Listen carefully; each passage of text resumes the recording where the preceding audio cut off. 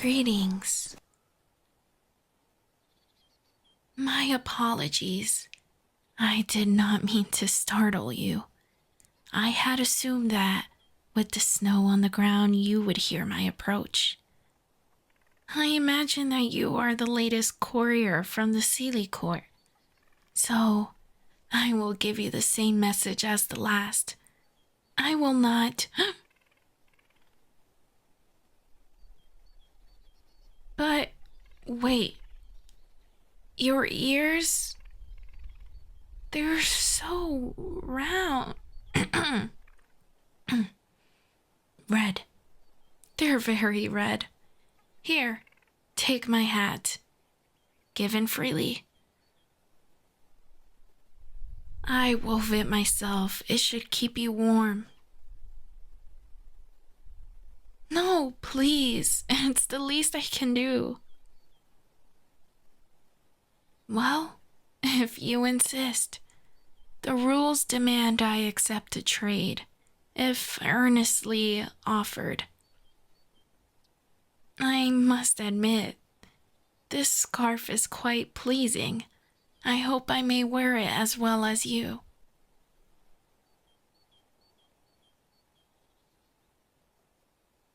You're surprised to see someone else here? Well, I suppose that makes sense. I haven't seen any people around these parts for a long time. Alone? No, never. The trees and the birds are lovely friends.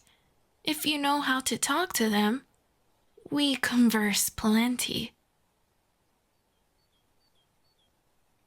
All sorts of topics, of course. The coming and going of the seasons, new younglings and old friends' passings. Evidently, they failed to warn me of such a fetching guest in our woods.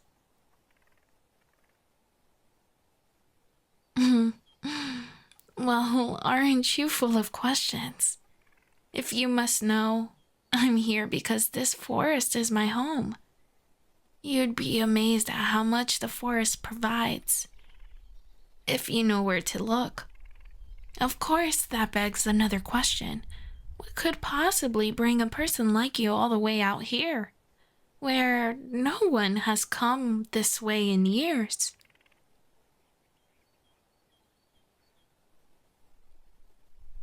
You're trying to forage? I suppose that makes us kindred spirits of a sort.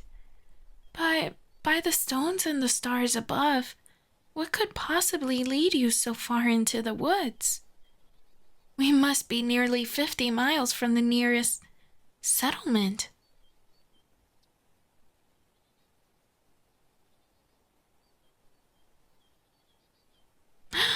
Famine?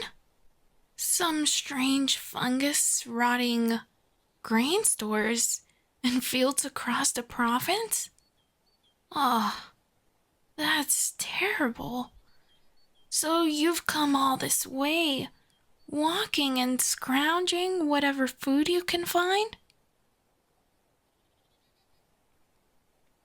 Well, I'm certainly impressed you've made it this far.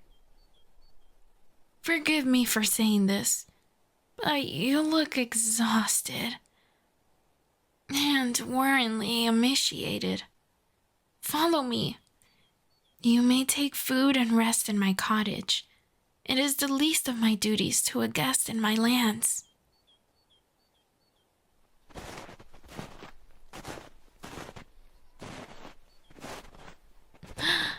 You wish to know my name? That's very forward of you, traveler. Verging on impertinent, even.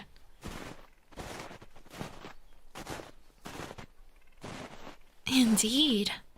How strange that you exchange names upon meeting new people. I have heard of such things, but it has been so long since I've met one of your, culture before.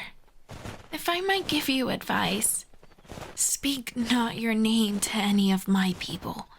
It creates a certain, obligation you may wish to avoid. Why, yes, there are more of us. I live apart from the rest, but there are some few hundred within our court. You may have difficulty finding them, however. They are far from here, and even more elusive than myself. Very good. I am glad you understand, traveler. You may refer to me as the Moonlit Lady, if you please, though I've never felt much need for names in a party of two. You are correct.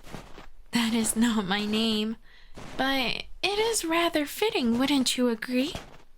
Dressed in white head to toe, my hair is white as snow.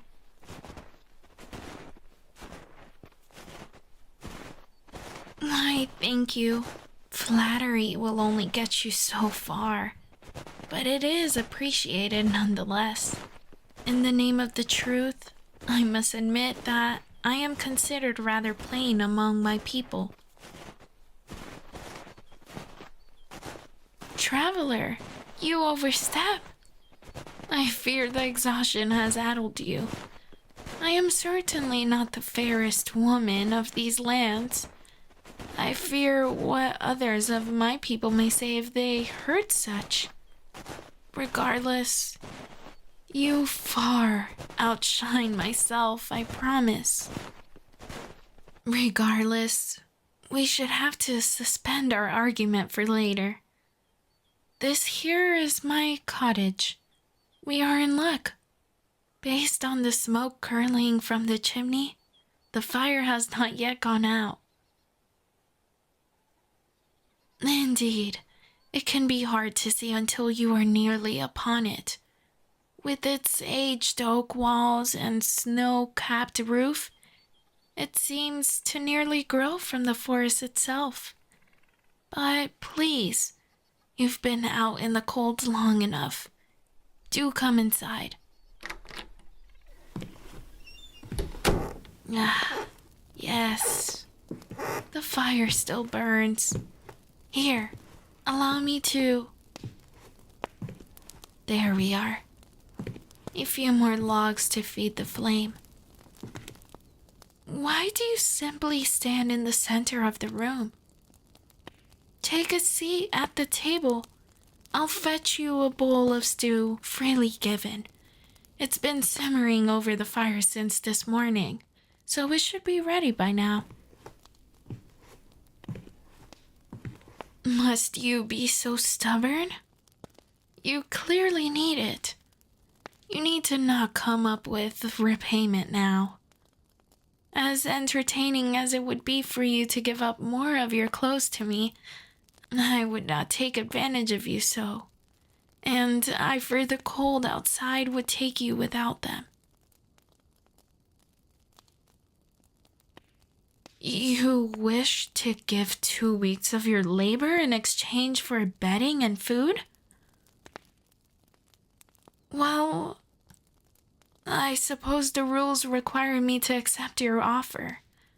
And I suppose that will be enough time to teach you some of the arts of the forest, so you might care for yourself afterwards.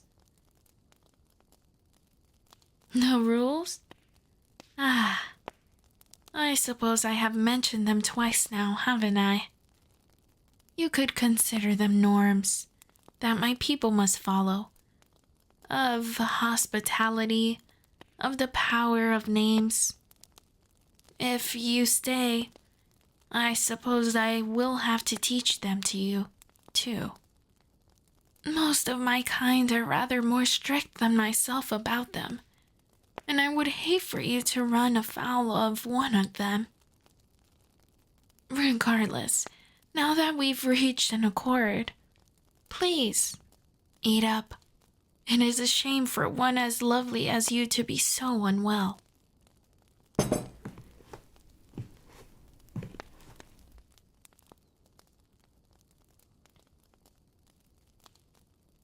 You find my food enchanting, you say? An intriguing choice of words, but regardless, you flatter me. It pleases me to know you enjoy it so. Now, I have promised you quarters in addition to food.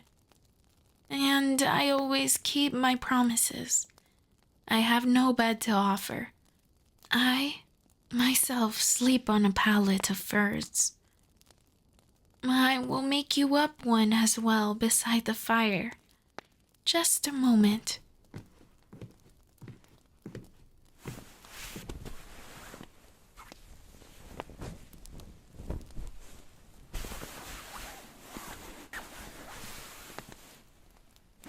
There. I hope that shall suffice. And now that you've finished eating, I must insist you rest. From your eyes and drooping posture alone, I can tell that you grow tired. Your thanks are appreciated, but not accepted. A trade was made, fair and true. Now rest and allow yourself to heal.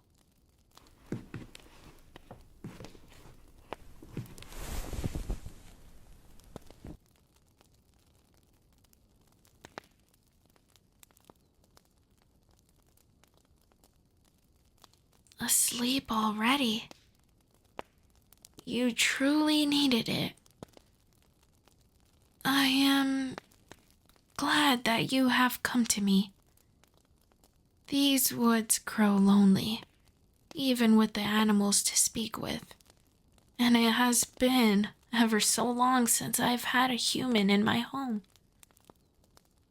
I just wish I could tell you the truth of what I am without driving you away. Sleep well, dearest.